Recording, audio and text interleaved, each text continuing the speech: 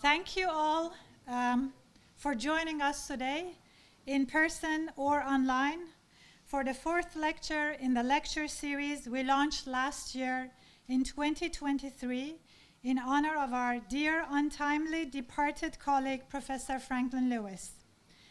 This lecture series was made possible by a generous gift from an anonymous donor, a literature aficionado who is fond of Persian poetry and was fond of Frank and his works. I don't think Frank needs any introduction, as we all knew him and loved him for his kindness, collegiality, unparalleled groundbreaking contributions to the field of Persian literature, both medieval and modern. And I would like to especially thank Furuzan Lewis, Frank's wife, who's here with us today, and everybody else who's here, of course, as well as Sarah and Salma, who made all the provisions for today. Since we started the lecture series in 2023, we have had several important and fascinating presentations continuing the legacy of Professor Franklin Lewis. The first lecture was given by Professor Paul Ozensky in February 2023 on Parts and Wholes, Baits and Ghazals, Assemblage Theory, and the Poetry of Saib Tabrizi.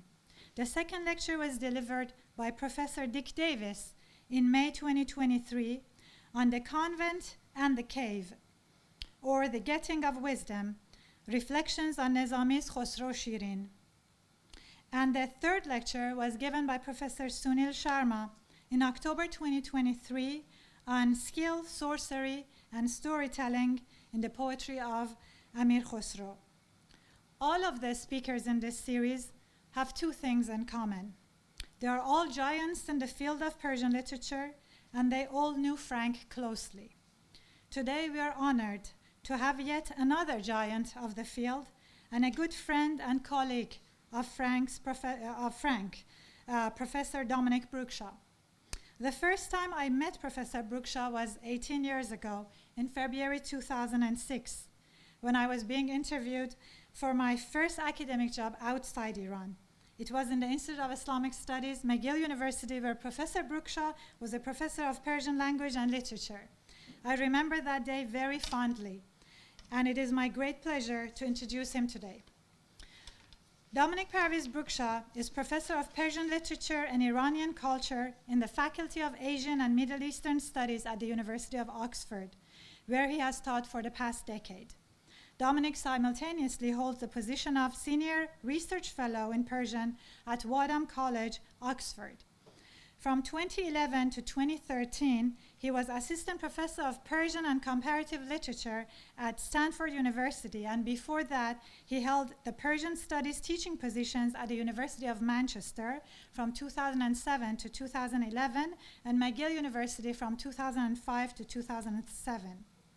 At Oxford, Dominic has served as both Director of Undergraduate Studies and Director of Undergraduate Admissions for the Faculty of Asian and Middle Eastern Studies. Dominic works across a wide range of Persian literary genres, and his research focuses on three primary areas. Number one, pre-modern Persian poetry and prose with a specific reference to patronage, performance, conviviality, sexuality, intertextuality, and the relationship between Persian and Arabic poetic imagery and form.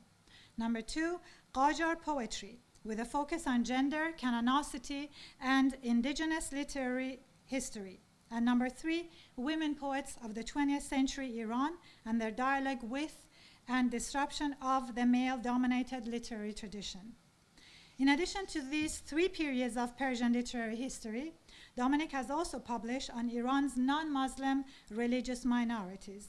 His articles on medieval, early modern, and modern Persian poetry have appeared in peer-reviewed journals such as Iranian Studies, Middle Eastern Literatures, and Iran Journal of the British Institute of Persian Studies. In 2020, Dominic's monograph, Hafiz and His Contemporaries, Poetry, Performance, and Patronage in 14th-century Iran, published by Bloomsbury in 2019, won the Saidi-Sirjani Book Award. His next monograph will be published in 2025 by the University of Michigan Press under the title Center, Periphery, and Gender: Poetic Resurgence in Early Qajar Iran. In addition to these monographs, Dominic has edited or co-edited 3 collections of scholarly essays: Forough Farrokhzad, Poet of Modern Iran, Iconic Woman and Feminine Pioneer of New Persian Poetry, with Nasrin Rahimieh, published by I.B. Tauris in 2010, expanded 2nd edition in 2023. Rus and Wit, The Humorous in Arabic, Persian, and Turkish Narrative, published by ILEX and Harvard University Press in 2012, and The Baha'is of Iran, Socio-Historical Studies, with Sina Fazel, published by Routledge in 2008. Dominic's publications in the field of Persian language learning include Media Persian, an Essential Vocabulary, published by Edinburgh University Press in 2011, and 2 volumes co-authored with me, the Routledge Introductory Persian Course, Farsi Shirin Ast, published by Routledge in 2010 and revised 2nd edition in 2020, and the Routledge Intermediate Persian Course, Farsi Shirin Ast Book 2, published by Routledge in 2012, revised 2nd edition in 2023. From 2004 to 2014, Dominic served as assistant editor for Iranian Studies, and he is currently a member of both the editorial board of Iranian Studies and the International Advisory Board of Middle Eastern Literatures. In 2023, Dominic established a new book series with Bloomsbury entitled I.B. Tauris Studies in Medieval and Early Modern Persian Literature. Dominic has previously served on the Governing Council of the British Institute of Persian Studies, as well as on the Association for Iranian Studies Council. From November 2024, he will serve as the next president of the Association for Iranian Studies, and we are all looking forward to it. Without further ado, please welcome Professor Brookshaw to talk about illusory originality, appropriation, repurposing, and response in the poems of Tahira Qurrat al Ayn. Please.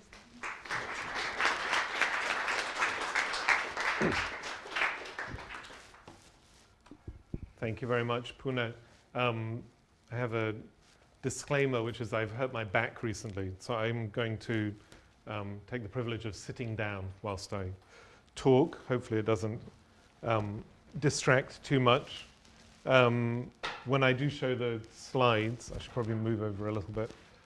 When I do show the slides, you should let me know if there's a problem with your viewing of them. First of all, I'd obviously like to thank the department, but thank Pune in particular for extending this very generous invitation to come here, which is a wonderful occasion to come and share something of my current research with you at the University of Chicago, and that's a wonderful thing. It's very sad, of course, that the occasion is in memory of our dear, beloved Frank, who I knew for more than 2 decades very well. I guess initially really as a mentor and someone who really guided me when I was still a graduate student, but then I would say a colleague and a dear friend and a real inspiration, I think, for everyone in the field. And of course, all of the work that he published and all of the students that he worked with and trained are his legacy, and those things will continue, and that's a wonderful thing about the profession that we have. Frank was very important from my perspective in terms of my earlier work that I published in the book that Pune mentioned on Hafiz and His Contemporaries, in which I focused my comparative way of reading Hafiz by looking at Hafiz in relation to 2 of his contemporaries, one of whom is a female poet, the most important female poet of pre-modern Iran, Jahan Malek Khatun. And it was really Frank who very much encouraged me to not only look comparatively at Hafiz, which is what I did, but he encouraged me to look at this really unknown and unstudied female poet. And I'm very, very grateful to him for that. Before I begin my talk, I would like to say just one other thing about Frank's work. And this is an area, he had very broad interests He published a lot, and as Pune said, he had, of course, a really big impact in pre-modern medieval Persian literary studies of various types, but also in the study of modern Iranian literature, and in particular as a translator. But one area that perhaps a lot of people in our field do not know that much about is Frank's scholarship on Baha'i texts and his interest in the history, the theology, but really the kind of scriptural depth and richness of texts authored in particular by Baha'u'llah.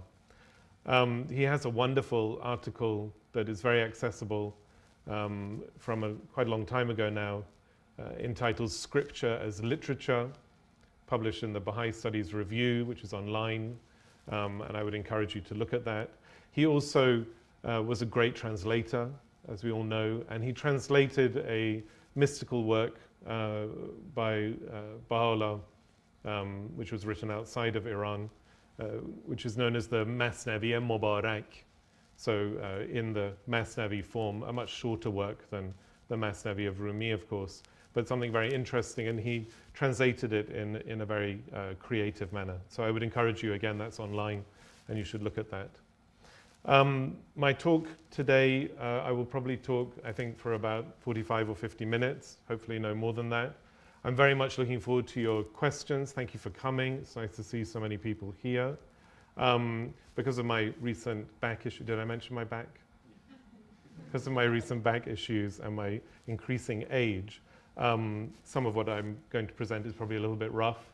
So I would ask not only for your kind of gushe shanawa, your hearing ear, but your kind of, if you can say this, gushe eib push, your sin-covering ear, if an ear can cover things.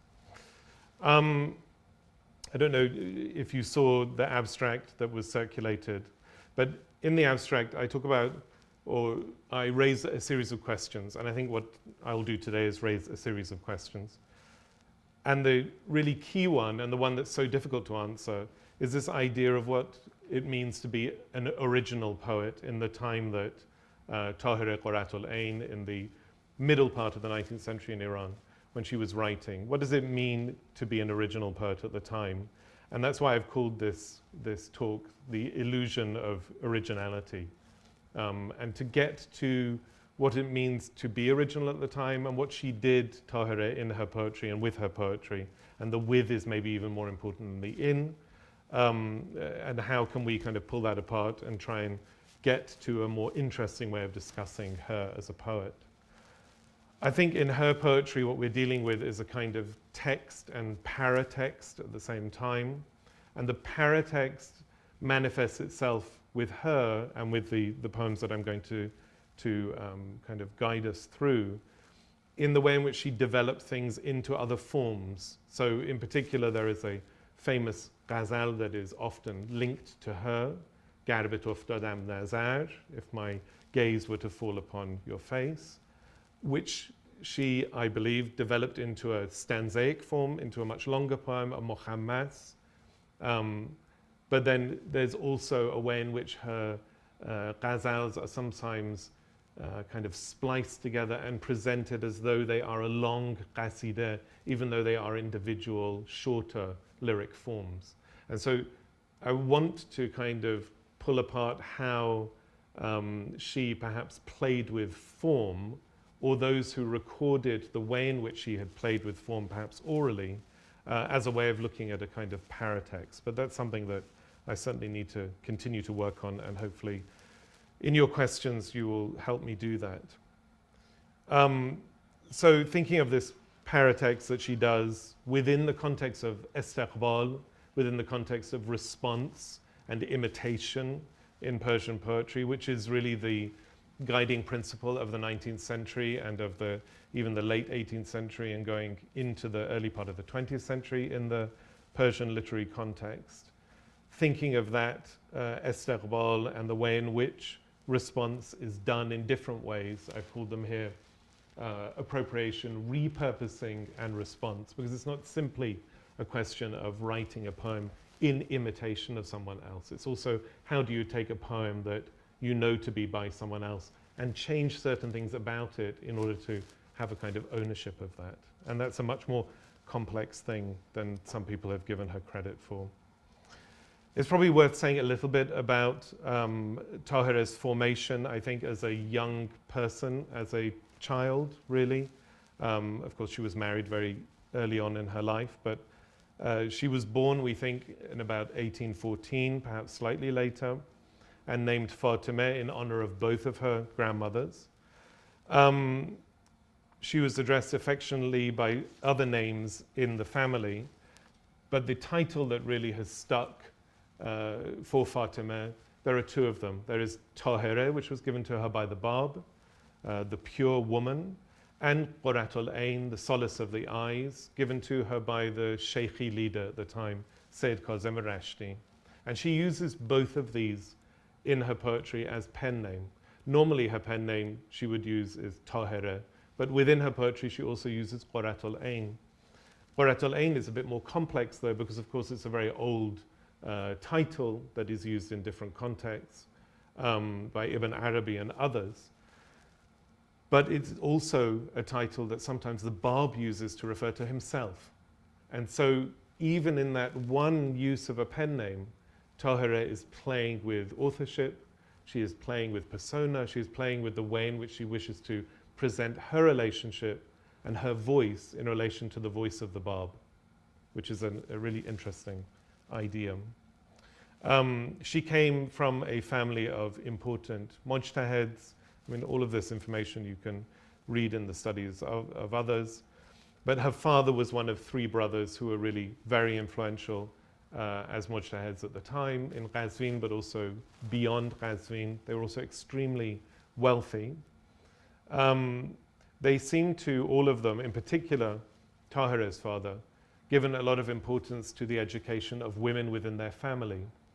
Now, anyone who reads about Tahira knows that her father was very concerned that she not only learn to read and write, but that she be included behind a curtain in the classes that he gave in his theological college that he founded.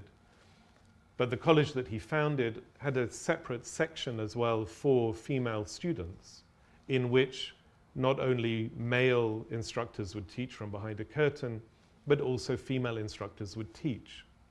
Once you know that, which you're not normally told about, but once you know that, you realize that there is a huge kind of female legacy and history of learning and agency behind Tahira. Her mother was extremely learned. Her mother taught in that theological college. One of the paternal aunts of her father and the uncles was known as Mirza Mah Sharaf Taleqani, was a woman of not only literacy but quite significant erudition, who was brought by Fath Ali Shah into his harem to be the private secretary for his favorite wife, Taj ad-Dawla. Tahira did not emerge out of a kind of vacuum of learning, neither in general within her family, but certainly not within the women of her family. And that's something really important to think about. In relation to her poetry, it's important also because her mother, Amine Qazvini, herself wrote poetry. Admittedly, she wrote poetry of a devotional and normally of a mournful nature. And we know that Tahira, or we're told that Tahira, in her youth, when still in Qazvin, also wrote poetry like that about the suffering of the members of the Prophet's family. Most likely she also focused a lot on Fatimeh and the other important women within the Prophet's family. But that was a tradition that she continued from her mother, and her mother may have been the first person to encourage her to write poetry. Abdul Baha tells us about Fatimeh, Tahira's, how she excelled in literary sciences even at a very young age. And she, together with her full sister, Marzieh, who joined her in her life as someone who, and I don't have time here to explain all of these terms, again, if you have questions later, but Marzieh is the sister that really accompanied Tahira in becoming a sheikhi and then also becoming a Babi very early on in Iraq in 1844. And Marzieh before that had been the sister who accompanied Tahira in teaching women in Qazvin, lecturing to them about Islamic law in particular, apparently, and also sharing with them this kind of poetry in these female-only anjumans or societies that they had. Apparently, the Qazvin at the time was an important place. Of course, it had been since the Safavid period in particular. And we're told that the princesses, and there were a number of them that lived in Qazvin at the time, and also the wives of powerful merchants had a great respect for Fatima Baraqani, for Tahira, and would refer to her sometimes simply as Khanom, the lady, even though she was a kind of 12, 13, 14-year-old, or Dokhtar Agha, or Dokhtar Agha, either meaning the girl cleric or the daughter of the most important cleric, however you want to understand that. But her academic brilliance was something that was recognized at a young age, and is something that, very interestingly, because of course the whole of this story is dealing with polemic, anti-Babi and then anti-Baha'i polemic, which clouds our reading of the poetry, and obviously I'll come to that. But even those that wrote very negatively about Tahira's religious interests, either in Sheikhism or the Babi movement, they normally always praise her for her eloquence. So E'temad al-Saltaneh, who writes a very important tazkira of important female women throughout the ages, but has a lot of Qajar material within his anthology. He praises her oral eloquence, her husn goftar. He says that, nobody doubted it. And Divan Begi, who was writing in the 1880s as well, asserted that she surpassed not only women, but also the men of the day in her command of Arabic language, Persian literature, and as he puts it, all other necessary forms of learning. In 1828, so probably when she's only 14, having already married her cousin, who then becomes a great kind of enemy of her and her sister and other members of the family, she leaves at that point to go and study with him in Iraq. And that's really the beginning of this lifelong, as long as her life lasted, period of very intensive study. She comes back from Iraq with the learning equivalent to a male who would then go for their Ejazen, become a mujtahed. It's at that point, either in Iraq or when she's back into Qazvin, that she is introduced by her younger paternal uncle, or encouraged by him to look at Sheikhi texts. And interestingly, it's really her maternal side of the family. Her mother, one of her uncles in particular, and then also her maternal cousins, one of whom marries Marzieh, the full sister, who all become Sheikhi. And there's this then huge split in her family. And I think this is also in some ways relevant to the way in which she uses poetry, because there is a doctrinal split between Sheikhis and Usulis. There is, of course, later the even more divisive split and the kind of tragedies that are brought out by the conversion of Tahira, Marzieh, and their maternal cousins to follow the Babi movement, and what that creates within this broader family of mujtahids. And I think it's relevant to some of the ways in which she uses poetry, but we'll come to that. Many people have written about Tahira. Many people have written about her in a sympathetic and a way that is not biased either way. Farzan Milani, writing about her, says that although Tahira was the sole woman amongst the first 18 disciples of the Bab, and the only one who never met him face to face, she soon became one of the most influential and controversial members of the movement.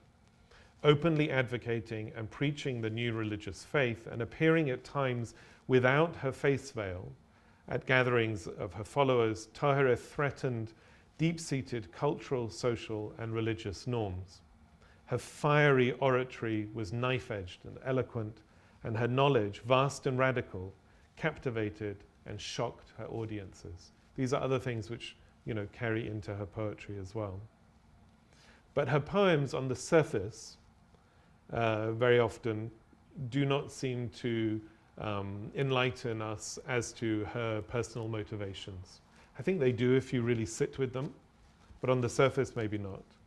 Rivan Sandler talks about that, where she says that rather than looking at her poetry as being her kind of personal statements, her poems are her individual manner of handling conventional themes and images in a way that traditional poets or artists or anyone, musicians even, all worked within time-honored modes of their particular craft, achieving distinction not by the profundity and originality of their statements, but by their distinctive style. And in a way which is typical, of course, of the period and typical of poets who are working within a period that came to be known by the 20th century as the Bazgasht Adabi, the literary return. It's the way in which the poets handle conventions, the way in which they negotiate their relationship with this very kind of heavy past. New Persian literary history begins in earnest in the 10th century. So by the time you get to the middle of the 19th century, there's a huge amount of poetry. There's a huge amount of tradition there. And you can imagine that burden also upon a female poet is heavy in certain ways that are not really understandable from within the patriarchal and the male-focused way of reading literary history. Tahira was executed in August 1852, and the background image of this slide is an image of the house in which she was imprisoned for at least the last 2 years of her life. So she was executed before the age of 40, perhaps at the age of 38 or 36. Aryan Pur, the author of As Sabat an Imam, describes Tahira, and he uses 3 very interesting ways of describing her in this order. He says she was sahib qalam, which really means that she had not only a full command of the way in which she wrote, but that she wrote with a particular style and confidence. She was a sha'ir, she was a poet, a lyric poet, but also a sokhanran, that she was a great orator. And these 3 things together you find, again, I think expressed through the way in which she uses poetry. He says that a lot of her poetry is lost, of course, and that one would expect because of the time, because of her gender, and because of the fact that she was really a kind of seen as an enemy of the system by the time that she was executed. And that her poetry is replete with quite obscure religious phrases and terminology that is typical of Babi texts. She uses a lot of Arabic. She uses a lot of Arabic in a particular kind of way. But she also was influenced a lot by the poets of the canon, in particular Rumi, but also Jami. And my colleague Sahwa Shayani at UCLA has just published a really interesting article in which he looks at 3 poems in particular, and Tahira's response to Rumi, to Jami, and then to a Qajar poet who is basically her contemporary, who I'll talk about later. It's not just scholars who do not identify as Baha'i or Babi that criticize and have a problem with or question the attribution of poems to Tahira. The very eminent Baha'i scholar Eshraq Khavari stresses in his writing that the poems that we have, and in their totality, they're probably around 50 to 60 individual pieces. He stresses that these poems are very much mansub or muntasab. They are attributed and connected in that way to Tahira and not necessarily by her, which is fine.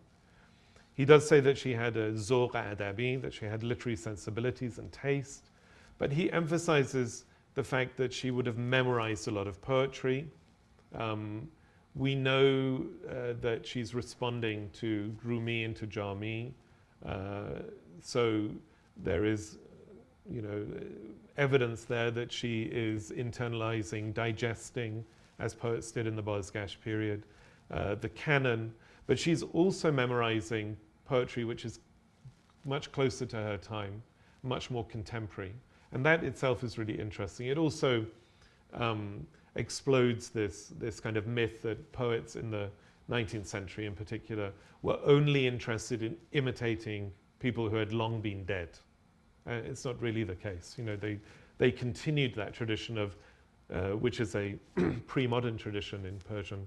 They continued the tradition of responding to people that were they're either alive at the same time or very near contemporaries. But Esra Khavari is very skeptical about the poetry that is attributed to her. At the other end of the spectrum, Amin Banani says that, and he links what he calls the relentless efforts that have striven from the moment of Tahira's defiant emergence to suppress her voice, deny her existence, efface her memory, and erase every trace of her figure, that those same forces have attempted to kind of separate her from this body of poetry and to deny any relationship, any meaningful relationship between the two. And so, in a way, even looking within the kind of field of Baha'i scholarship, if you'll call it that, between Esra Khavari and Banani, there is a world of difference. So this is definitely an area in which there is a lot of debate about the reality of the relationship of these texts to this person. This issue, of course, has been noted by all of those, in particular the Baha'i scholars, who have worked on the texts of Tahira's poetry. And here I'm thinking primarily of Noghabai, of Fazil Mazandarani, of Zokai Beyzai, and much more recently of Muhammad Hosseini, who builds upon the work of these other scholars, primarily from the 60s and 70s, and takes it a lot further. Hatcher and Hemmat have also shown a lot of sensitivity to these issues, but their focus has really been translating and interpreting and adding footnotes to these poems. Tahira's Vita, her biography, her contribution to the spread, to the consolidation, the direction of the Babi movement, these have been best examined by Abbas Amanat and by Dennis McEwen, and all of these materials are readily available. Mujan Momen has also done some interesting work building upon the work of Amanat and McEwen on the family of Tahira, on her sisters, her half-sisters, her mother, and on the broader family, to give us a much better idea of where she came from intellectually.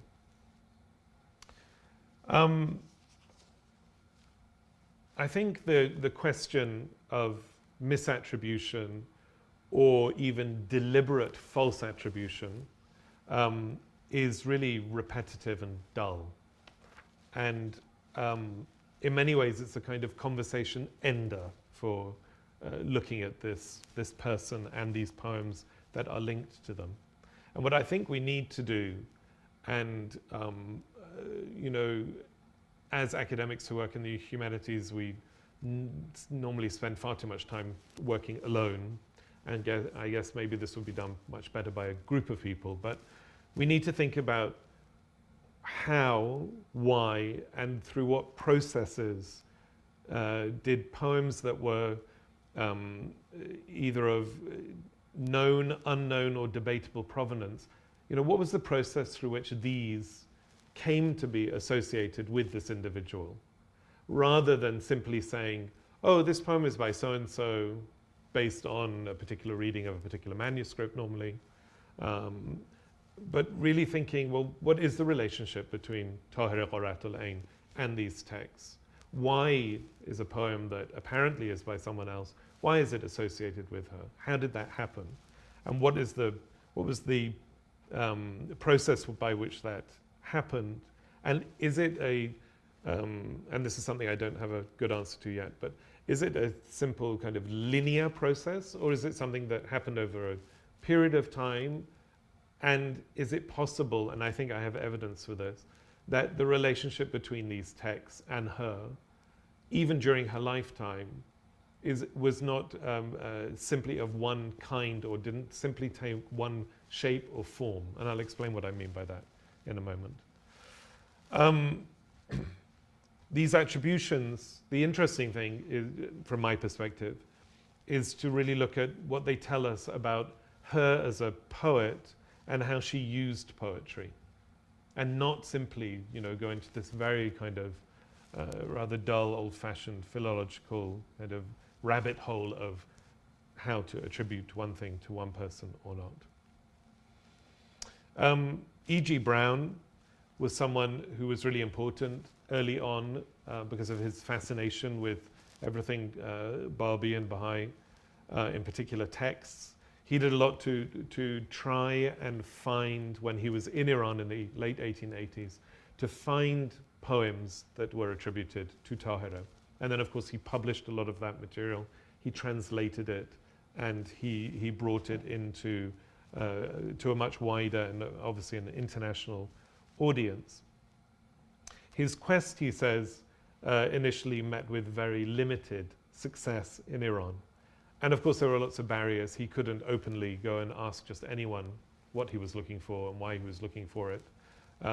Anyone who's read his Year Amongst the Persians knows that very often, especially at the beginning, it's not safe for him to ask someone their religious identity. That needs to be inferred in a way. He needs to then become close to them, and they need to feel safe with him in order to divulge that. So then also asking for texts of a woman that was considered dangerous enough just 3 decades earlier that she should be executed for heresy, which is obviously a quite unusual thing to do to a woman in that context, also had some risk to it. Browne says that he did have a lot of difficulty finding these. And he says that he thinks that one reason why he faced that difficulty was that those amongst the enemies of Tahira, who perhaps developed what he calls a kind of involuntary admiration for these poems, might seek to justify their right to admire them by attributing them to other people. And so that's the kind of flip side of the problem that we have, in a way. Browne said he was told by a learned acquaintance who was not a Babi or a Baha'i in Iran that many of Tahira's poems enjoyed wide popularity, though the people, he says, were for the most part unaware of their authorship, and that open allusions to the Bab in these poems had been cut out or altered so that no one could tell the source from whence they came. So again, that's the other side of the kind of problem that people focus on. Although they were aware that poems by Tahira were extant, when Browne asked the Baha'is in Shiraz that he knew for examples of the poetry, they said, we don't have any. But what they interestingly said was that he should look in Qazvin, or in Hamadan, or in Tehran, or in Khorasan, or in Mazandaran. So a lot of different places to look, of course. This is a woman who moved around a lot, right? She had a lot of, she had something within her that propelled her and enabled her to go against the norm. But, and one of those things was moving a great deal for learning and then for promoting the Babi movement. But Qazvin, we're to understand because, of course, that's where she came from, and she was, for a time, as a Babi, captive in Qazvin as well, and then escaped. So her origin, where she came from, her family, etc., that makes sense. Hamadan, they say they should look because she preached in Hamadan. And so she preached publicly to a certain extent as well, as she did in Kermanshah. And so they associate her poetry, or poetry that is attributed to her preaching, which is also interesting. Tehran is where she was executed, but we know for 2 years or more she was in captivity in this house in Tehran. And fairly rapidly, because she became close to this is the house of the mayor, she came close to the female members of the mayor's family. They facilitated clandestine meetings of women, both Muslim and Babi, with Tahira in this house. Khorasan and Mazandaran. Khorasan because of her very famous unveiling that took place in Badasht, at least in the Khorasan-Semnan area. And Mazandaran, where she fled to after that incident and then was captured there and brought to Tehran. It's an interesting statement by the Baha'is in Shiraz, I think because it links poetry by her to all of these really key stages, places, and aspects of her activism, as we would understand it today. And so I think when you understand that, perhaps then when you look at these texts on a page, you're then asked to question, again, in relation to the attribution, what's the relationship to a particular stage in Tahira's life and what she was aiming to do with poetry at that point. Brown does find poetry, or is given poetry, that is attributed to Tahira. This happens for the first time in Yazd and then in Kerman. In Yazd, he meets a Baha'i who is an accomplished poet, Andalib, who writes down some of his own poetry for Brown, but also writes a poem that most people now believe to be by another Qajar poet, but is very often attributed to Tahira. And then another Baha'i in Yazd shows Brown some poems, including a poem by Tahira that he then sends to Brown when Brown is in Kerman. So Brown does have success, and then later on he's given other poems as well. So, because I did create a PowerPoint, so I might as well, PowerPoint. I created some slides. I put some slides together. Yep. I'm not going to attempt to translate, and I'm not going to attempt to read, nor do I expect that people, especially at the back of the room necessarily, to be able to read these. What I'm showing you here, and on the next slide, when I go to it, so there is manuscripts, early manuscripts for the poetry of Tahira are very few and far between, although they do exist. There is a fascinating manuscript, which I'll talk about in a moment, that Zokai Beyzai discovered in the 1940s in Shiraz, which is a manuscript from the 1920s, which is a copy, and it very deliberately is a copy, and the whole colophon is copied as well, of a manuscript produced in the summer of 1851, so during the lifetime of Tahira, which is primarily her poetry addressed to a male Babi poet from Qazvin, written, we think, during her captivity in Tehran. And at the end of that manuscript, there is a poem by Sohbat Lari, who is the Qajar poet that I keep on alluding to. And there are some other lyric poems. The other ones are Masnavi form, by and large. And there are some other lyric poems, including one that is now not thought to not be by her, but is very much attributed to her, the Gar Betof Dada. What I'm showing you here is from a manuscript that has survived in the Malek Library in Tehran. And in that, it's a very beautiful bird singing at the same time, in that manuscript, which, as far as I know at the moment, is undated, but is probably from the 1870s or 1880s by the look of it. There are 3 folios which are Tahira's poetry. And the section on Tahira begins with what it calls a qasida.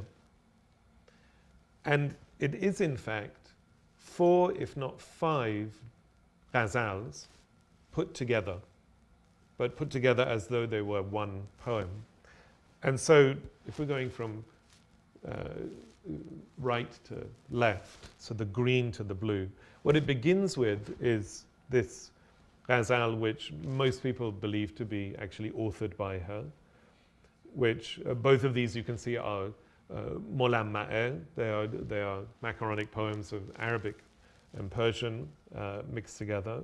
They are of a style that is obviously fairly common in medieval and pre-modern Persian lyric poetry.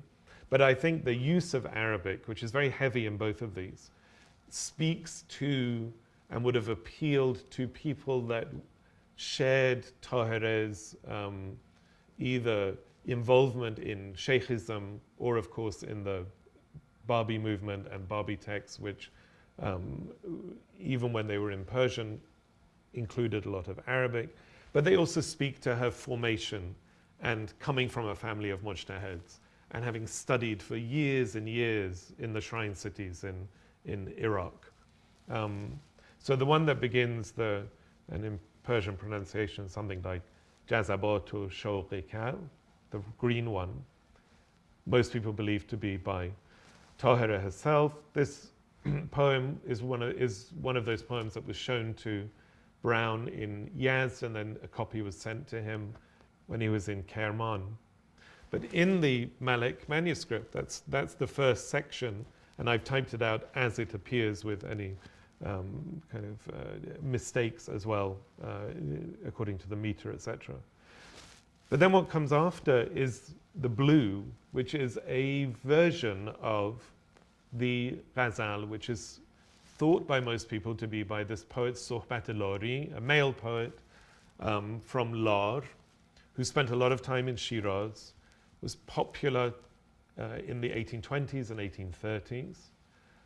The fascinating thing about that poem, well, there are several things, but the fascinating thing is that we are told, we believe that Tahira, as a sheikhi, when she was involved in the group of sheikhis in Karbala who felt that they had understood Sayyid Kazem to wish them to go out and seek and find either some kind of promised one or at least their next leader, their next inspirational leader.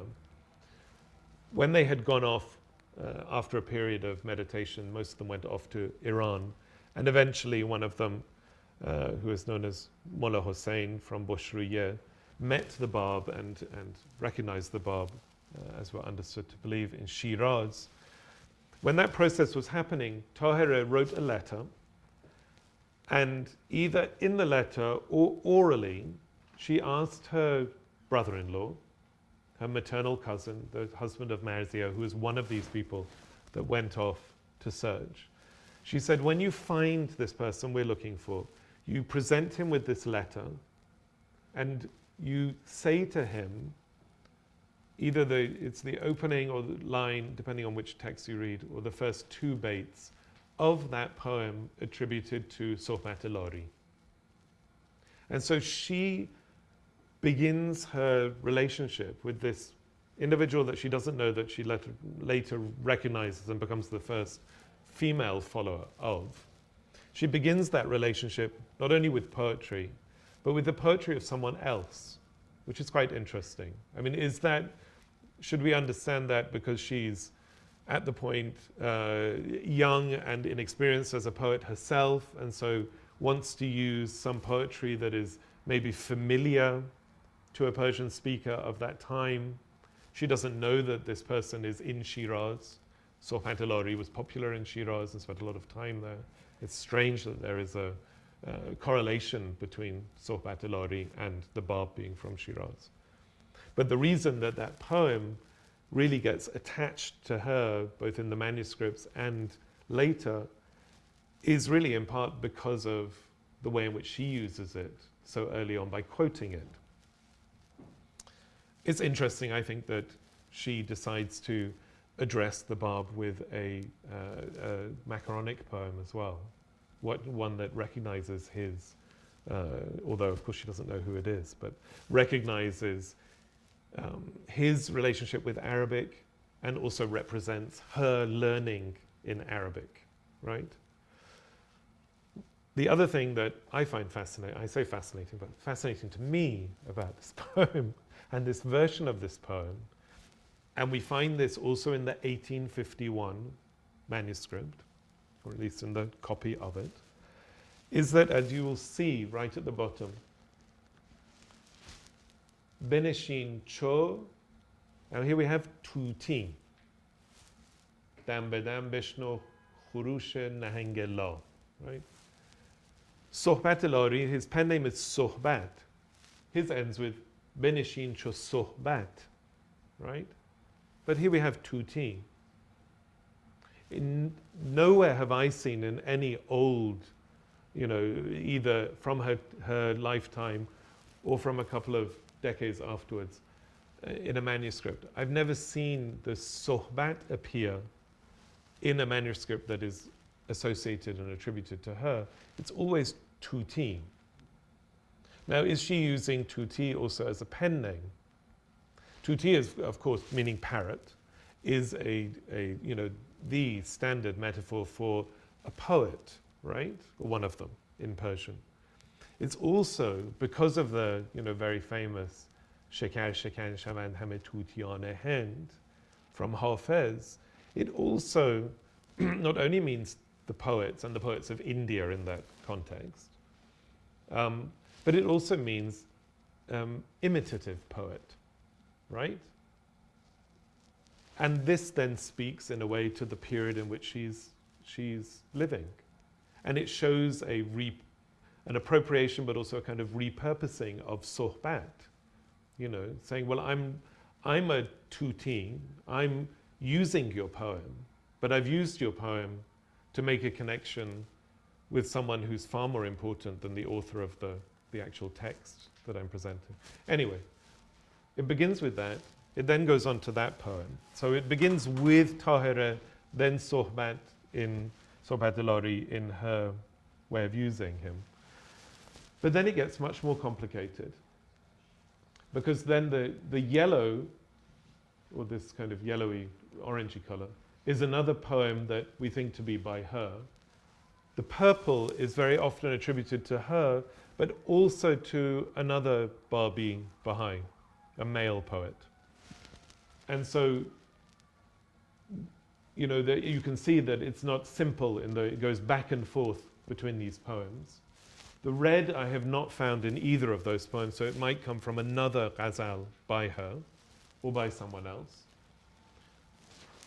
Another thing that is very interesting is that this opening line here at the top and where the yellow begins again on the other side are two different versions of the same mesra.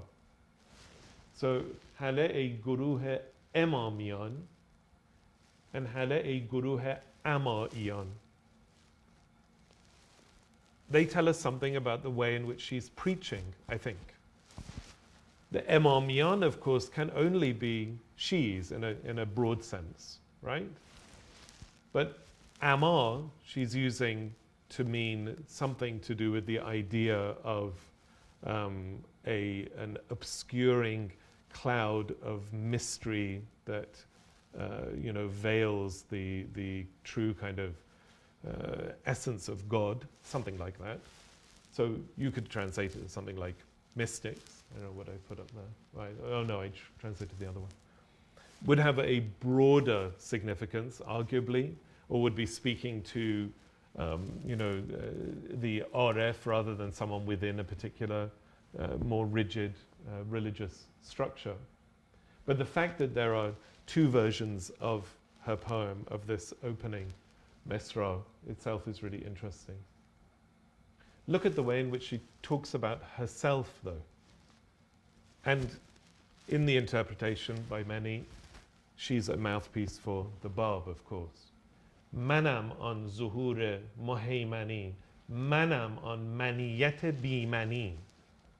This is incredible for a woman in the middle of the 19th century to speak with such, to use that kind of vocabulary, but also to speak in such a way about themselves, however we understand the self.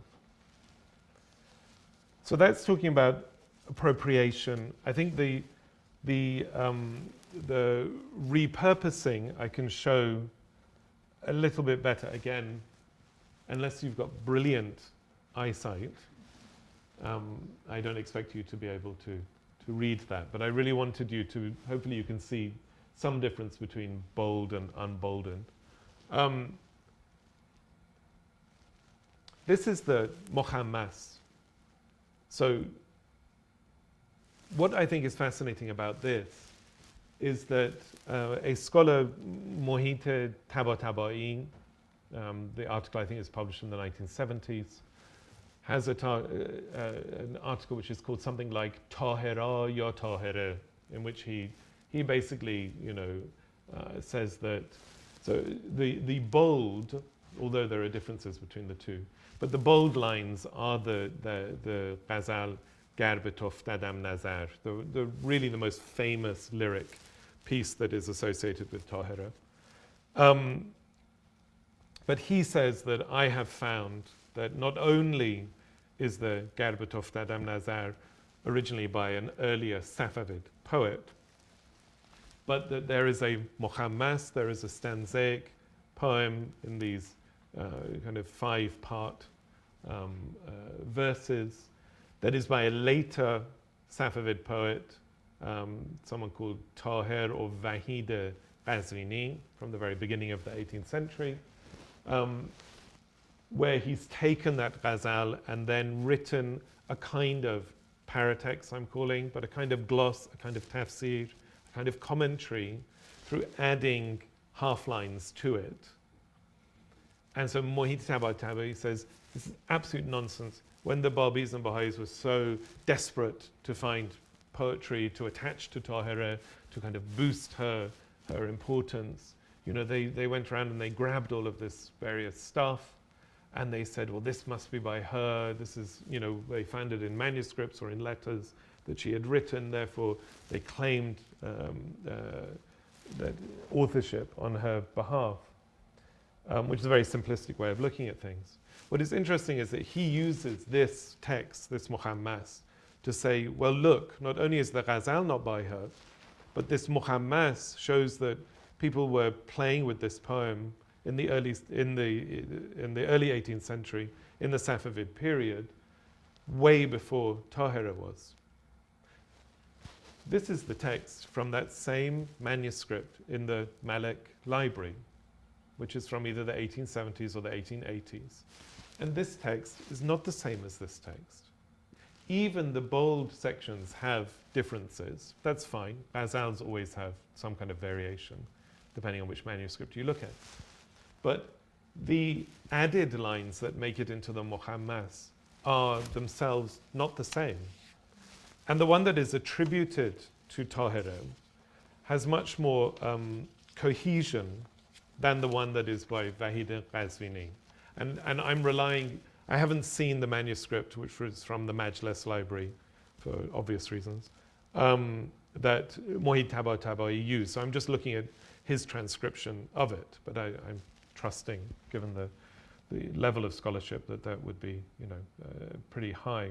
If you look, for example, here, this very famous line that we know from the Ghazal, "Miravad az faragh to khun dil az do dideam, dejle be dejle, yam be yam, cheshme be cheshme, ju be ju." The kind of gloss that comes before it in Vahid Qazvini's, he talks about bar juda'in, so this weight of being separated from the beloved, and then how that makes him kind of like bend in a way into a bow kind of shape, but then moves on to talking about the young tulip and the blood that kind of spurts from his liver. And these three things are kind of related, but not really. Tahira, for that same portion, says, as pey delbaran basi gerde jahan davidam. Looking for beloveds, I have traveled all around the world. Chun tu negar delbara nadide nashenidam. And you, oh, ravishing beloved, like you, I've neither seen nor heard a single one. Lik chisud kaz rochad gole laqa nachidam. But what's the use, because I've not plucked the rose or the flower of meeting with you from your beautiful face. I mean, there's much more coherence there. So not only does she appear, if this is by her, to be a slightly more coherent poet, but it's very different to what Vahid Ghazvini was doing.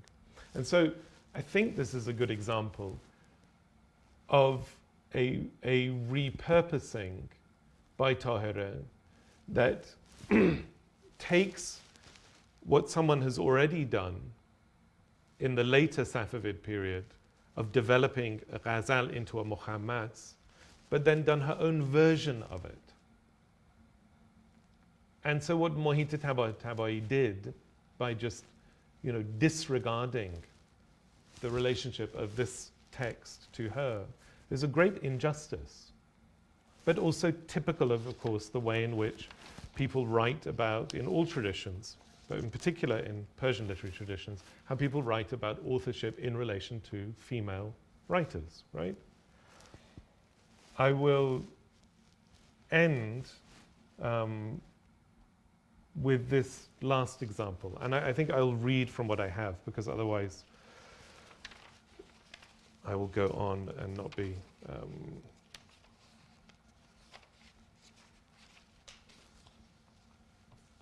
So, as I've just talked about, gender is always used against Tahira in particular to question the authorship of the poetry attributed to her.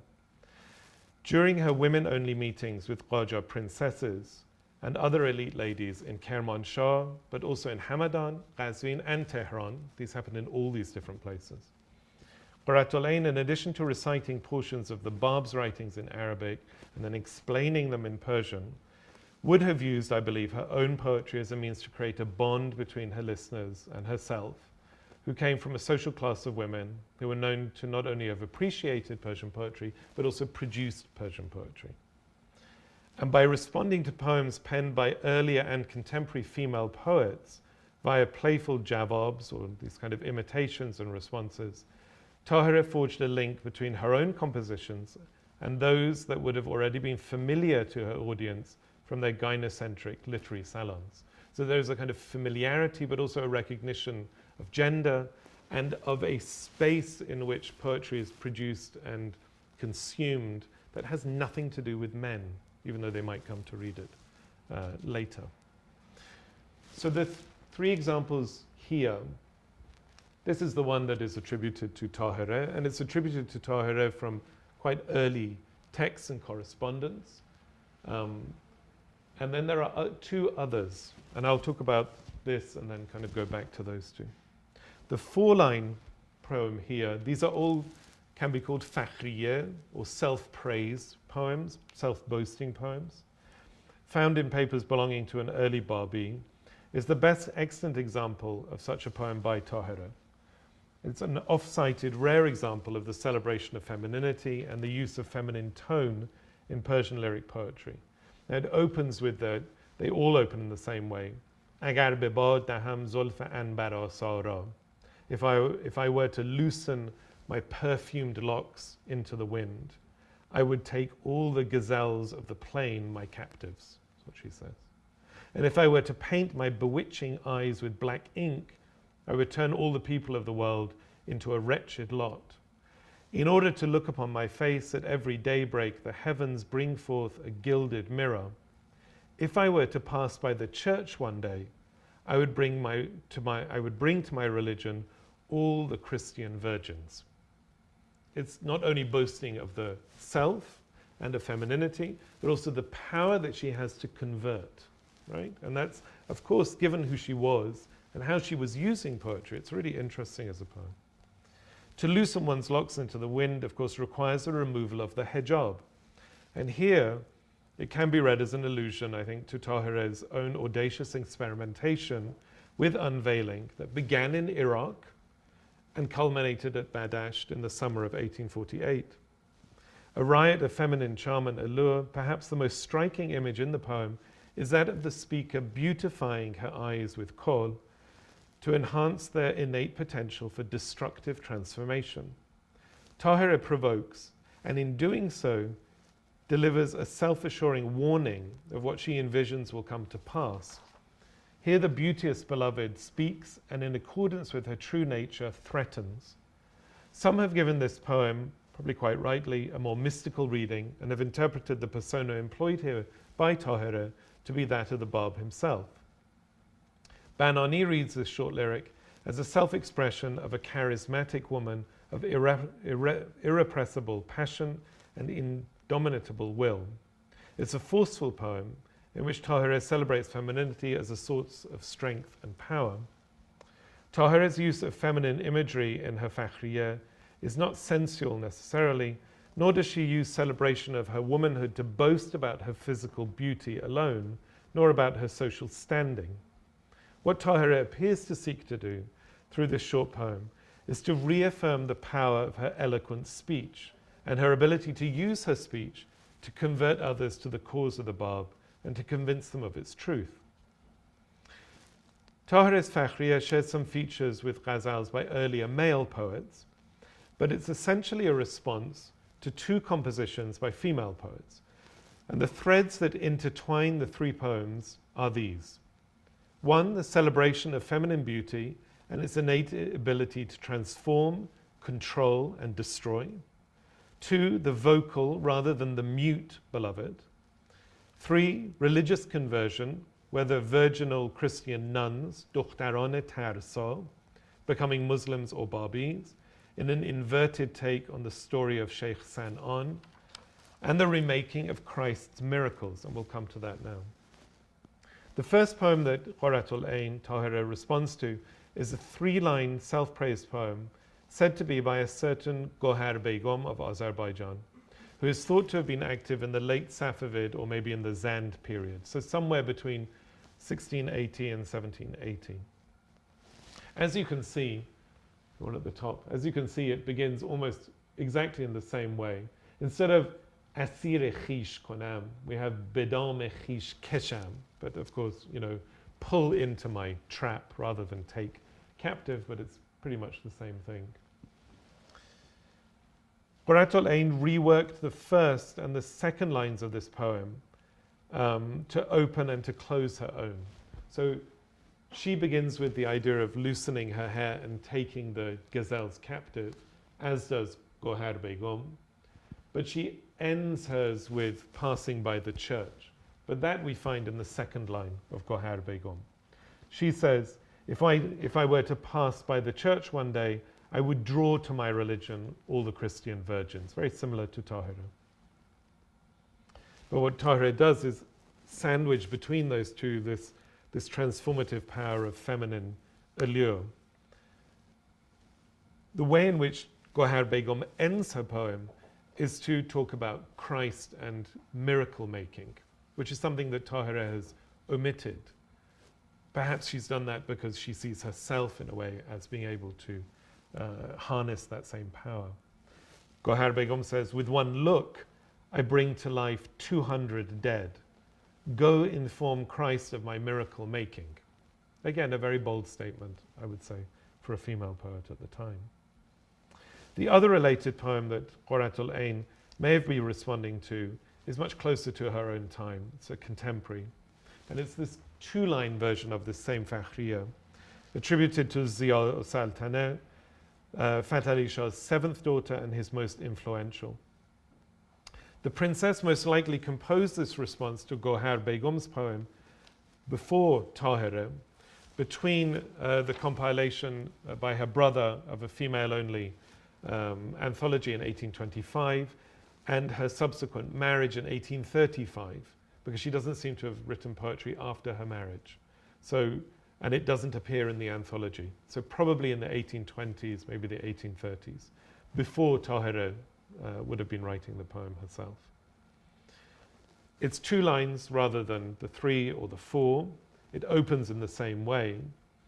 We don't have the passing by the church, but what Ziya Sultaneh does, she uses that opening of Qajar Begum, but she then reworks the ending of her poem to in a way make it a bit more poetic, because there is a link to a poem by Hafiz, but also in a way kind of more Quranic because of the وگر ز لطف نظر افکنم به عزم رمیم دوباره زنده کنم معجز مسیحا را. She has that same idea of linking to the miracles of Christ, but she's by using azm ramim, this idea of this moldering bones having life breathed into them by the life giver, by Jesus, and coming back to life, links both to the Quran but also to a ghazal by Hafiz.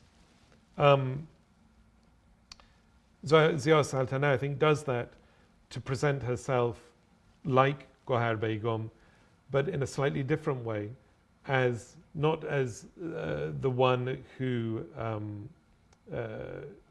is creating miracles that Christ should be told about because they're so similar, but she presents herself as, in fact, the one who revives the miracle of Christ himself.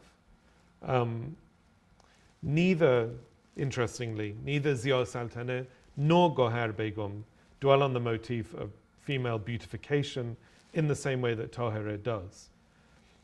This two-layered feminine imitation on the part of Tahira, where one of the poems she was responding to was penned by a prominent princess of her own day, constitutes an acknowledgement, I would say, of a sisterhood of Persian women poets, something that Sunil Sharma has written about, that would have appealed to the Babi preachers' female Qajar interlocutors, many of whom wrote poetry. And in the Q&A I can maybe talk to you about that. In the case of Tahira, she claims her words bear an intimate connection to the transformative power of the message of the Bab. Perhaps even more telling from a gendered perspective is the afterlife of these feminine fakhriyas. The Sheikhi cleric, Mirza Muhammad Taqi Mamaqani, whose pen name was Nayer, a vehement anti-Babi and anti-Baha'i, who was, in fact, a son of one of the ulama who interrogated the Bab at Tabriz and signed the fatwa for his execution, in the late 19th century composed a ghazal which appears to be a response to Tahira. And this is important not simply for this poem, but for this whole question of attribution, and at what point attribution, false attribution, misattribution becomes something that's not terribly important. Because Nayer, in the way in which he responds, and I'll tell you what that is now, is accepting the attribution to Tahira, whether or not Tahira wrote it or not. He's angry enough at it being attributed to her that he needs to respond to her.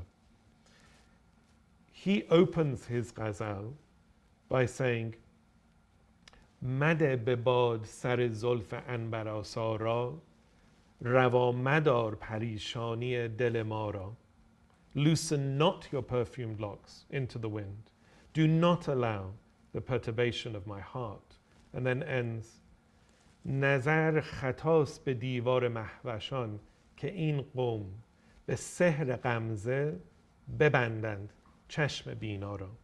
It is a sin to gaze upon the wall of moon-faced beauties of women, for through the magic of a wink they can shut the seeing eye.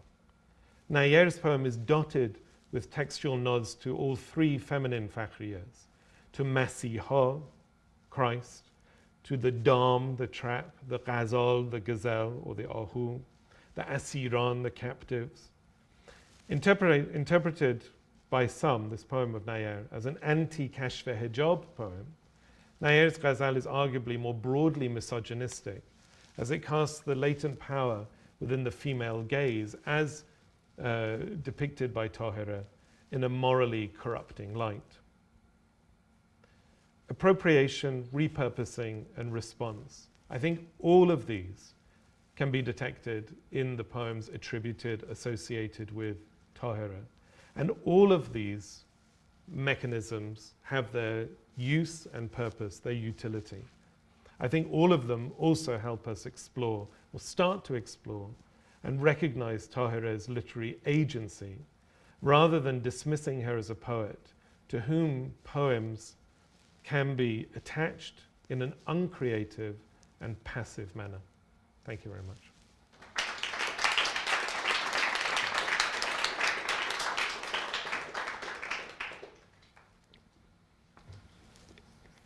Thank you so much for wonderful talk.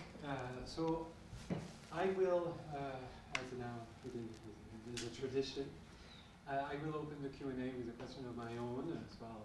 Make some white noise while you process the information of the talk. So it is a very broad question and of course a question from a place of ignorance. But I was wondering. I mean, generally speaking, I'm intrigued by what the status of authorial work does to first the way we read text, the way we deal with intertextuality, and the way and the attention we give to literary experiments. And so my question, because again, I know next to nothing, is because what I found fascinating is also this work of gathering and how the oeuvre comes together through the labor of a variety of people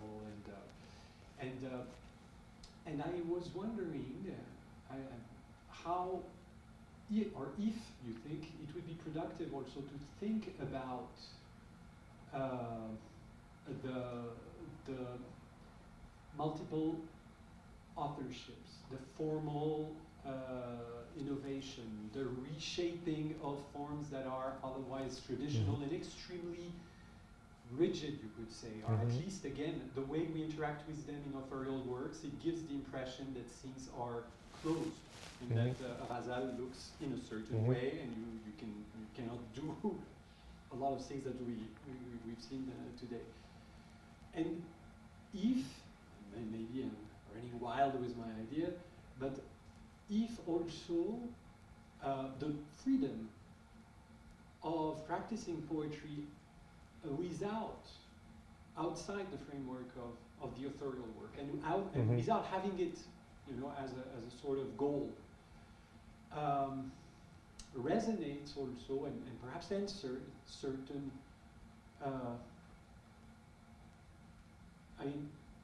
again, a need for freedom to express,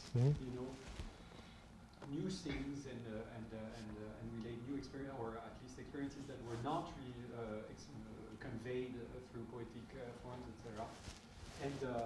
And so, yeah, what do we know also about her own relationship to her poetry and the public life of it? Yeah. So I'm not sure it's a question. It's sort of things that go in many directions, but please feel free to do what you want with those things. Okay.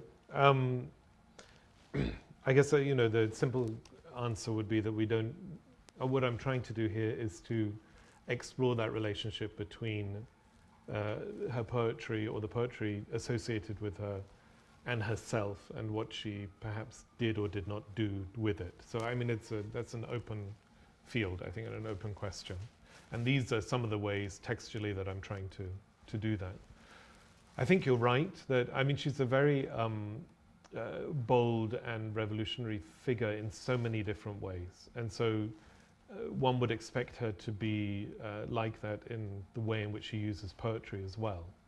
And I think that's why I think maybe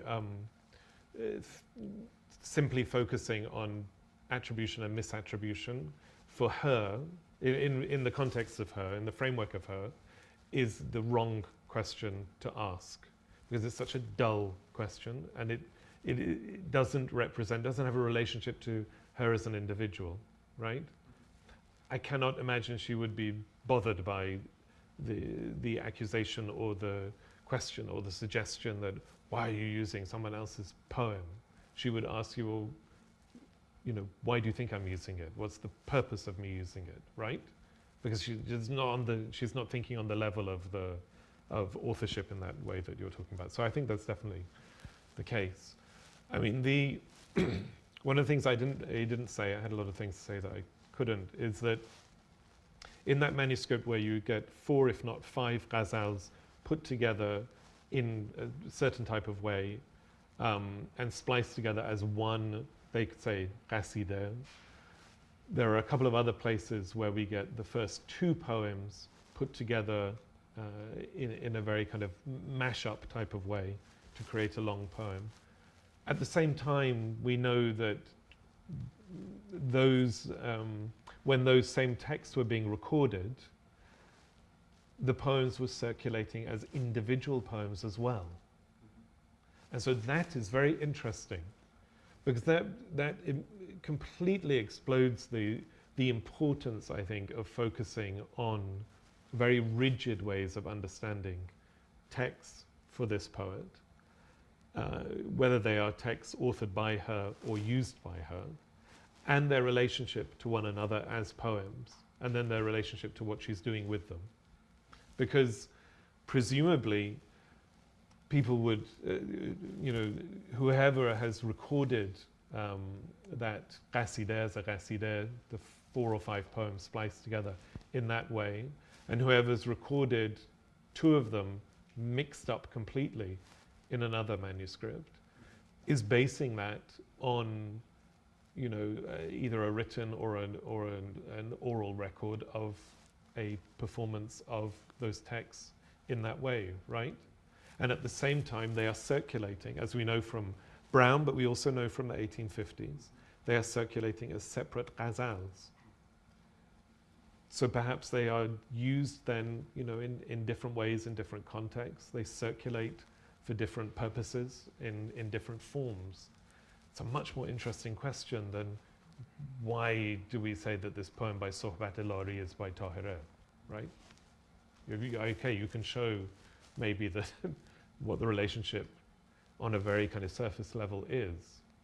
But I've never seen anyone explain to me why she changes the Sohbat to Tuti, and why she uses Tuti in at least one of these other poems as well to talk about herself, right? It's a much more interesting question. And so I think with something I didn't really say here, but Tahira is not a poet in the same way as so many of these others that are contemporaries to her, right? She is a poet because she's producing poetry and using poetry, and she obviously derives some inspiration and there's a utility in it. But she's not looking to, as far as a woman could at the time, she's not looking to have any semblance of a kind of professional life as a poet or a published life as a poet within, these particular kind of parameters of the time. I'm sure if you had asked her, she'd say, no, I'm not a poet, but I am an orator, I'm a thinker, I'm a doer, I'm an activist in the way that she understood it. And part of what she did was to use poetry to do that.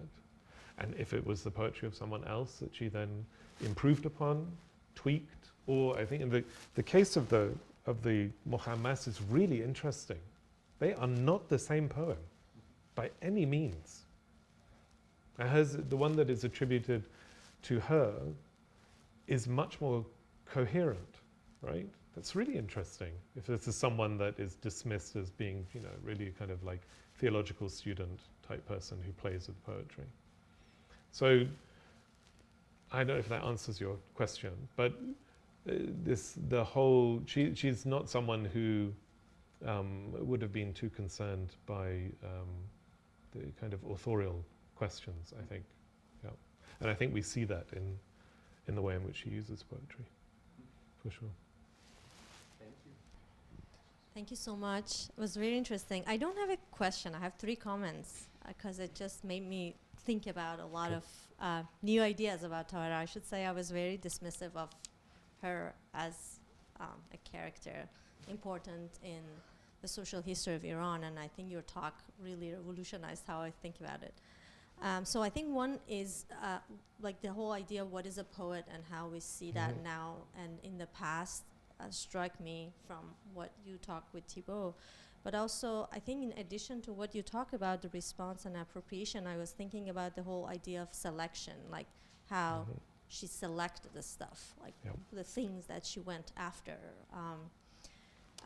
Also, I was really struck by what you talk about, the experimentation about unveiling, because what we hear in the traditional history or the oral history is that there's this one moment, right? And that's done. But then you're talking about this experimentation and I think it tied to what she's doing in her poetry as well, which is what you also said, that the need for freedom and trying to experiment within the boundaries of the various forms and structures that the society offers, be it unveiling, be it poetry, but also you mentioned moving and how unusual was that for Tahira, which is not something that is unusual for men, because like throughout the history of literature and sciences, we always hear about how learned men always traveled.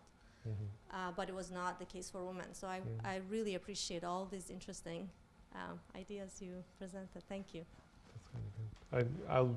They're comments, but I can respond a little bit to them if that's useful. I mean, I think the moving, women moved around, of course, a lot more than we give them credit for in the 19th century. But Tahira, and then there's a whole group of women around her from Karbala, some of whom, well, all of whom come with her to Iran, and then some of them stay with her and come back into her life for longer periods of time. They all moved around a lot, this whole group of people, which is really interesting. But movement is important, and movement is then also important for the way in which, as I said with Brown, we need to think about how she was using poetry. Her unveiling experimentation begins in Karbala and continues in Baghdad.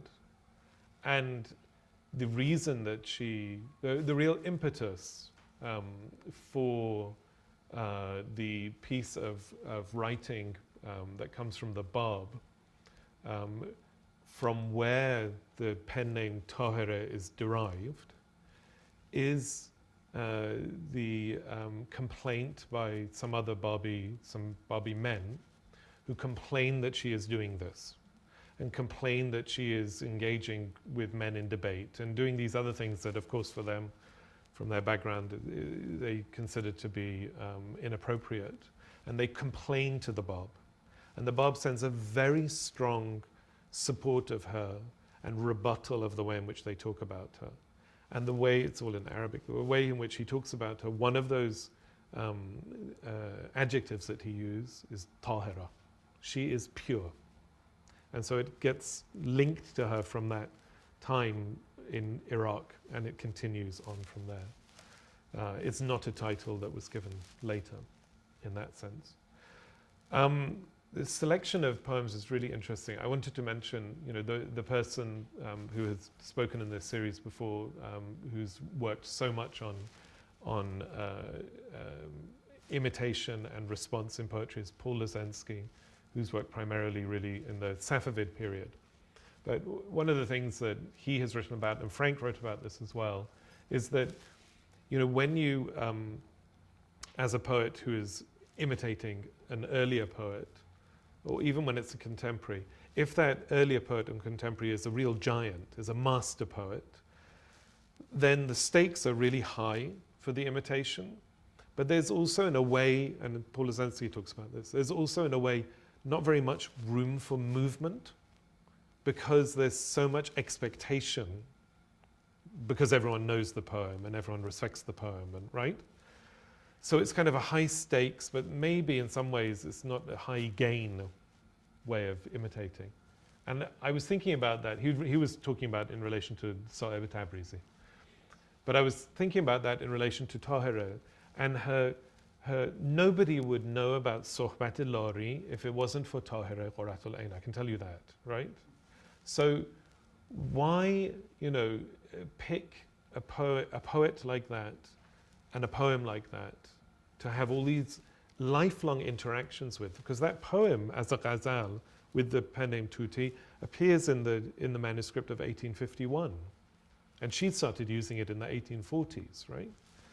And in a way, perhaps, because he was known but not known enough and not particularly important, she had this kind of freedom to use it, appropriate it, play with it, mix it in with the things that she had written herself as well, in a way that allowed for much more creativity, perhaps, or much more flexibility, rather than the poems in which where Sapar Shahini has really, and Mohammad Hosseini has written about as well, where she imitates Rumi or she imitates Jami, and then the straitjacket is kind of there, and perhaps that wasn't really her style, and it's much more the style of a more formal poet.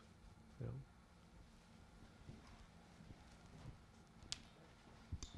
Thank you. You said at the beginning that this question of like just this yet binary question of is the poem hers or not is kind of a conversation stopper, and I think you just very nicely, because for me when we say it's not simply somebody's poem or somebody's work, right? Quite the opposite. I think that raises really interesting questions, right? And I think you really took that sort of question of how this is the paratext around the poems and really built that into something really interesting. Do you see them as having, you mentioned kind of a sisterhood. I actually have two questions. You mentioned a kind of a sisterhood of female poets through this one poem. And do you see there being a kind of corporate identity here, right? And not necessarily a rigid one, right? Maybe a very fluid and open-ended one that is being created through these relationships, through these poems. I mean, I realize we'd want a lot more sort of granular data about their individual interactions to really establish that. That's one question. The other question is, you mentioned one of her relations was a private secretary for Fath Ali Shah. I was just curious. On one hand, that sounds really very intuitive, right? That like the wife of a Shah would want a private secretary to be a woman, right? On the other hand, I'm really curious. Do you know of other cases of that? Is that a common thing? Is there a long sort of history of that? Okay. Two very different questions. I mean, the corporate identity, I'm not sure about, but one of the things that again is really interesting about the way in which Tahira used poetry.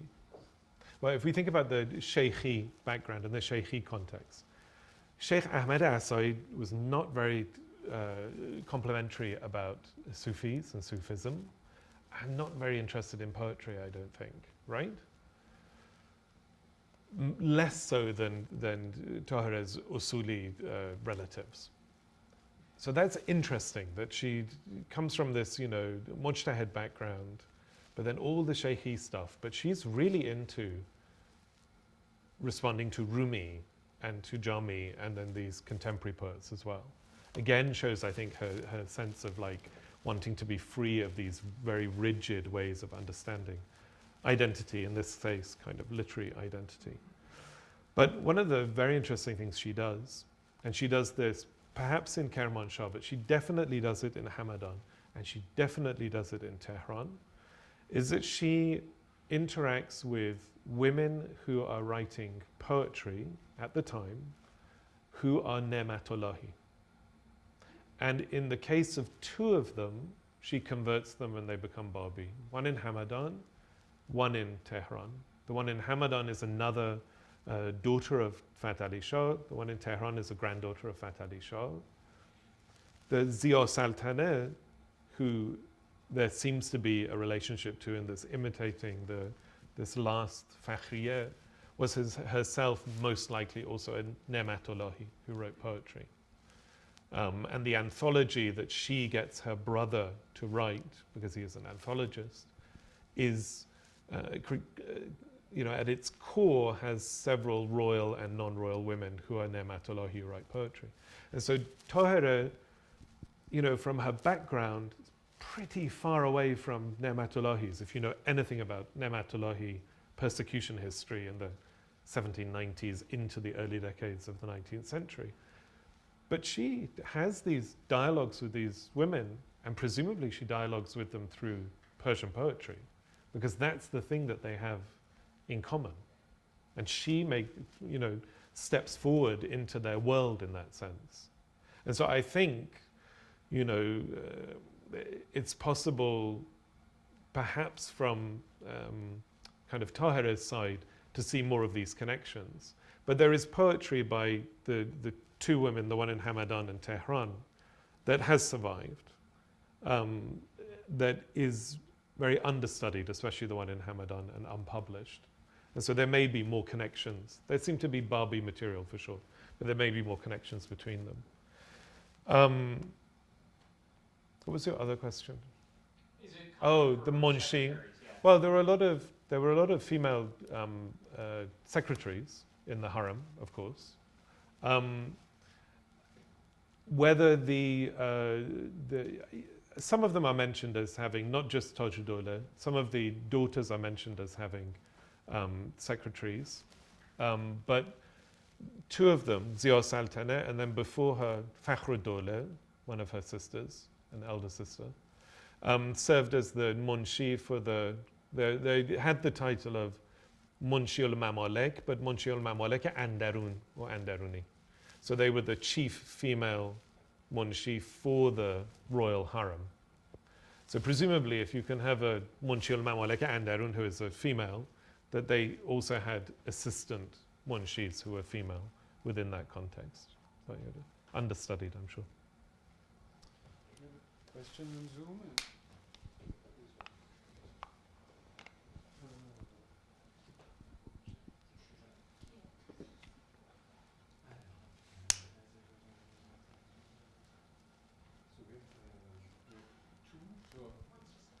One's just a comment. So Comments are also thank you very much. acceptable. I would like to know. Okay, here is the question.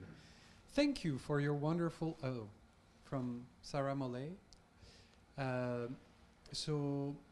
Thank you for your wonderful and inspiring talk. I would like to know if Tahira's play with forms and her expression of poetic self influenced her future literary trends in writing new poetry, She'er-e-Nau. If yes, how it influenced it. Thank you. Okay. Probably not. No.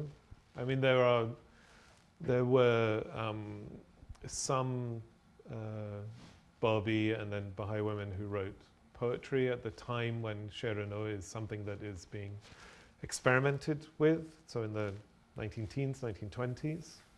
Of course, the importance of the legacy of the Tahira as a kind of revolutionary Barbi figure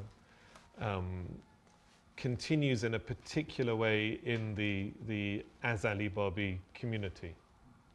And so someone like Sadiqeh Dawlatabadi and a number of other women who are really important, not necessarily as poets, but as feminists and women editors and translators and writers and thinkers, were Azali Barbi. And so there would be a connection there. But to She'er-e-Nau itself, no.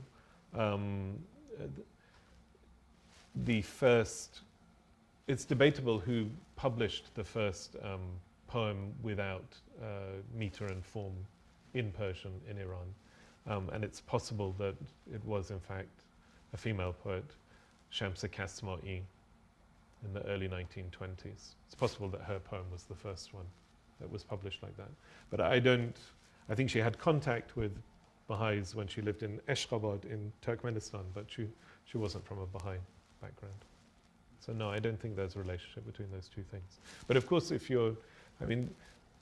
freeing yourself from traditional ways of even doing traditional things like istiqbal and jawab, so doing them in new ways or doing them in a way that doesn't conform to particular rules, is itself the beginning of a process towards saying, well, something can be called a poem even if it doesn't have meter and form and rhyme, right?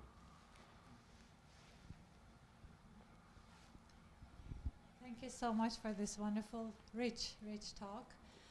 My question is very minimal, so it's about the language.